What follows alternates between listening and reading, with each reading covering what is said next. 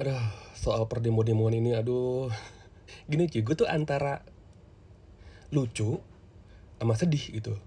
Dan sedihnya itu gue bukan sedih soal demonya, bukan sedih soal unjuk rasanya, bukan. Sedih soal yang terjadi setelahnya. Gini, sebelumnya gue mau menyampaikan bela sungkawa terhadap Mas Ojol yang terlindas oleh mobil Brimob itu. Itu adalah kejadian yang sebenarnya sangat naas, sangat tidak perlu terjadi gitu. Dan yang gue bilang tadi sebenarnya itu adalah kejadian yang amat sangat bisa dihindari gitu. Gini cuy, gue mau cerita dulu dikit ya gitu. Lo dengerin dulu supaya lo paham konteksnya apa yang gue omongin ya. Gini, demonstrasi yang terjadi pada tanggal 28 ini itu memang benar-benar terjadi gitu loh. Orang-orang berkumpul di depan gedung MPR DPR, mereka menyampaikan aspirasinya, mereka berorasi, mereka memakai spanduk-spanduk dengan isinya pesan-pesan atau tujuan-tujuan demonstrasi mereka, unjuk rasa mereka, itu memang terjadi gitu di depan gedung MPR DPR gitu. Namun setelah sorenya mereka selesai dan mereka pulang gitu. Atau seperti itu yang gue lihat gitu. Dan setelahnya itu udah bukan demonstrasi lagi cuy. Bukan demonstrasi lagi, itu udah murni rusuh. Kenapa gue bisa ngomong kayak gitu?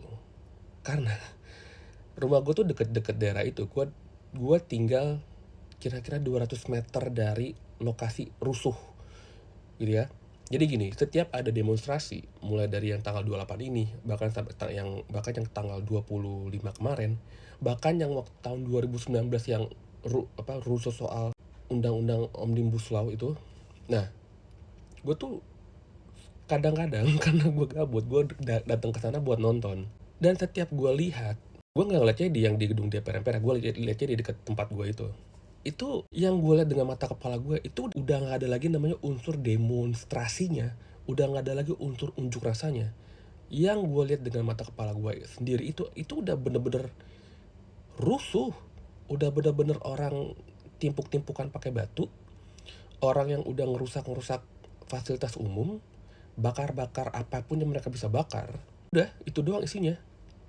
Dan nggak ada gue lihat di saat rusuh itu, orang yang masih berorasi soal turunkan anggota DPR, turunkan MPL, bubarkan DPR MPR, pemerintah ini nggak adil, atau orang-orang yang masih pakai baju orasi, atau orang yang bawa-bawa spanduk, nggak ada cuy, udah nggak ada lagi orang-orang itu di situ.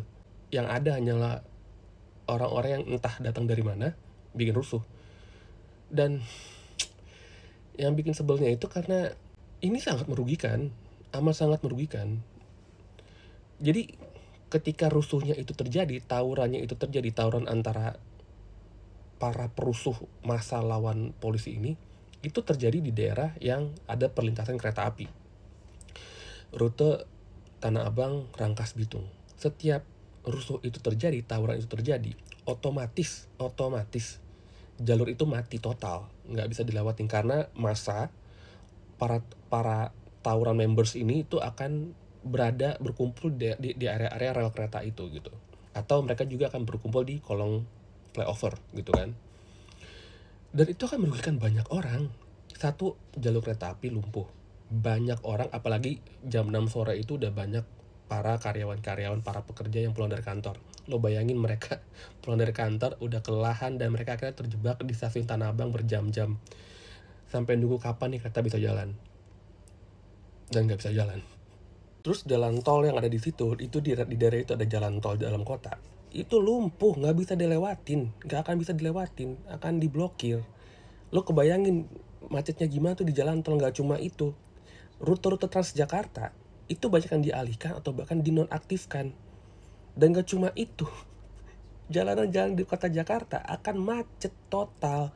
Karena orang mencari alternatif jalan lain yang mana harusnya jalan di yang biasanya sepi jadi rame dan jadi macet. Ya karena kejadian ini. Kalau lo bilang, ya kan bang, tapi itu kan karena demonstrasi, karena unjuk rasa, gue bisa setuju gitu. Karena emang ada terjadi demonstrasi unjuk rasa untuk meminta keadilan pada negara. Gue bisa setuju, gue bisa maklumin gitu kan. Itu mungkin pengorbanan yang harus kita lakukan.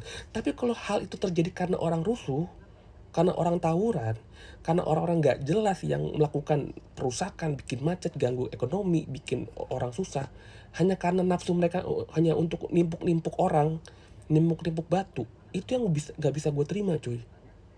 Itu yang nggak bisa gue terima. Masalahnya itu yang terjadi. Macet, kereta nggak aktif, jalan tol nggak bisa dilewatin, orang-orang kesulitan, bukan karena demonstrasi, tapi karena ada orang-orang rusuh, para provokator, yang bikin kekacauan. Dan lo akan bilang, oh tapi itu kan bawa suara rakyat. Itu udah bukan suara rakyat lagi yang mereka bawa, mereka udah lupa. Yang mereka pikirkan saat itu hanya nafsu. Dan lo dengan naifnya bilang bahwa itu suara rakyat. Enggak cuy, tolol berarti kalau kayak gitu. Dan gak cuma itu, lo akan melihat orang-orang yang mulai merusak fasilitas umum. Lampu-lampu dirusak, CCTV dirusak, pos-pos dirusak. Terus yang ada pembatas jalan udah capek-capek disusun diberantakin. Batu-batu akan bertebaran di mana-mana. Lo akan lihat jalanan akan jadi sangat kotor. Akan ada banyak ada ban kebakar atau ada sesuatu yang terbakar. Lo nggak akan lihat lagi yang namanya orang orasi unjuk rasa ngomongin soal negara yang tidak adil, nggak ada. Yang akan lo lihat dengan mata kepala lo sendiri itu hanyalah orang-orang rusuh. Dan lucunya gini cuy, karena gue tinggal deket itu, harusnya gue worry gitu, harusnya gue takut gitu, karena jaraknya hanya 200 meter dari tempat tinggal gue gitu. Cuma ketika di luar sana orang pada timbuk-timbukan batu, ditembak-tembakin pakai peluru karet atau gas air mata, gue masih sibuk ngurusin soal revisian klien. Nggak cuma itu, tetangga-tetangga yang tinggal di sekitar tempat tinggal gue, mereka juga don't give a fuck gitu. Bapak-bapak depan rumah gue masih sibuk benerin motornya. Ibu-ibu yang ada di gang depan rumah gue masih sibuk ngegibah, ngobrol sore-sore dengan anak-anaknya pada main di jalan di depannya. Mereka nggak peduli cuy. Dan kalau gue nonton live di TikTok, orang-orang yang live report itu kan, itu adalah salah satu hiburan gue. Ketika orang banyak komen, ayo kalian adalah para pejuang masyarakat, kalian adalah para pejuang rakyat, ayo jangan sampai inilah gitu kan. Wah, kayak memberikan dukungan moral gitu, padahal yang lo sedang tonton itu mereka nggak ada yang memperjuangkan. Mereka sudah murni bikin rusuh dan bikin tawuran. Ada nggak lo lihat di live itu orang masih orasi soal MPR-nya tidak adil, negaranya tidak adil? Nggak ada. Ayo, isinya cuma tinggal teriak-teriak, ayo sini, ayo serang gua, ayo. Isinya udah gitu doang cuy. Dan lu masih bisa dengan bodohnya, dengan naifnya ngasih komen soal, ayo teruskan perjuanganmu, ini untuk rakyat. Enggak cuy. Yang lo komen itu, yang ada di video itu, di live report itu tuh udah orang-orang yang udah lupa dengan niat awal demonstrasinya. Yang lo puji-puji itu, yang lo beri semangat itu adalah orang-orang yang datang ke sana. Sekali lagi, yang datang ke sana bukan untuk demonstrasi, bukan untuk unjuk rasa, tapi untuk bikin ribut, bikin rusuh, bikin orang rugi. Gua berbicara soal yang terjadi di sorenya ya, yang lo bilang dukung itu, tegakkan keadilan bla bla bla gitu kan. Lo dengan naifnya ngasih komen gitu, padahal yang di sana yang lagi rusuh itu nggak peduli. Udah lupa, mereka cuma sibuk nempuk-nempukin batu, bakar-bakarin barang, sama rusak fasilitas umum. That's why kenapa kalau sebenarnya itu tidak terjadi, peristiwa pelindasan supir ojol itu, gue ikut nggak akan perlu terjadi. Dan supaya lo tahu aja gitu, maksudnya biar lo nggak bodoh-bodoh amat gitu kan, dengan melihat banyak orang live di TikTok soal live report kondisi demonstrasi yang mana sebenarnya itu bukan demonstrasi. Biar lo tahu aja, tujuan mereka itu nggak cuma live report cuy. Tujuan mereka itu untuk mengumpulkan gift ya. Lo kalau lihat orang live report itu kan, banyak yang ngasih gift. Dan lo perhatikan pakai mata lo, yang ngasih gift itu apa? Kebanyakan akun-akun judol. Ada kesempatan dalam kesempitan, akun-akun judol itu bisa promosikan situs judol mereka. Yang live report itu bisa dapat duit dari gift pada akun judol itu. Dan apakah mereka menolaknya? Enggak, mereka menerimanya cuy. Dengan alasan, yo terima kasih giftnya kak. Kayak lu nggak baca apa tuh yang ngasih giftnya akun judol.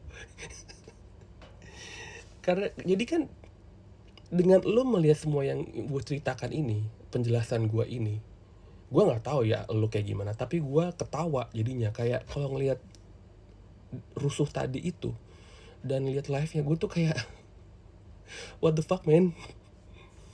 Yang ngasih komen kesannya naif banget gitu kan. Yang nge-live juga gue tahu niat lo juga apa gitu.